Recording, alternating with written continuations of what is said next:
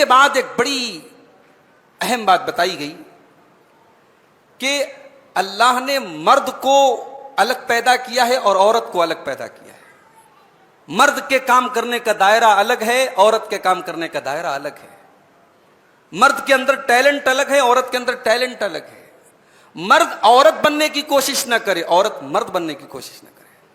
حضرت ام سلمہ رضی اللہ تعالیٰ عنہ نے ایک مرتبہ اللہ کے نبی سے سوال کیا کہ اے اللہ کے نبی، کیا بات ہے کہ مردوں کو جہاد کا حکم دیا گیا، ہمیں نہیں حکم دیا گیا؟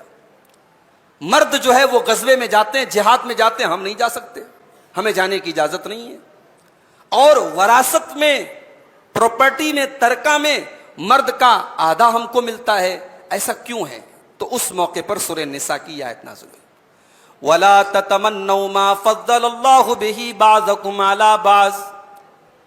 جس چیز کو اللہ تعالیٰ نے ایک دوسرے پر فضیلت دی ہے، جس چیز کے ذریعے تم اس کی تمنا نہ کرو. اگر اللہ نے مردوں کو کچھ خصوصیات سے نوازا ہے تو اے عورتوں تم اس کی تمنا نہ کرو. اگر عورتوں کو کچھ چھوٹ دی گئی ہے، ان کے ساتھ کچھ اسپیشل معاملہ رکھا گیا ہے، تو اے مردوں تم اس کی تمنا نہ کرو.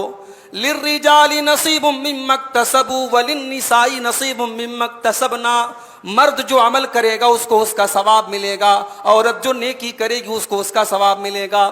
مرد مرد رہے، عورت عورت رہے. مرد عورت بننے کی کوشش نہ کرے، عورت مرد بننے کی کوشش نہ کرے. وَاسْأَلُوا اللَّهَ مِن فَضْلِهِ. اور تم اللہ تعالیٰ سے اس کا فضل مانگتے رہو. إِنَّ اللَّهَ كَانَ بِكُلِّ شَيْءٍ عَلِيمًا. اللہ کو پتا ہے کس کو کتنا دینا ہے، کس کو غریب بنانا ہے، کس کو امیر بنانا ہے، کس کو دنیا دار بنانا ہے، کس کو آخرت کا مسافر بنانا ہے، کس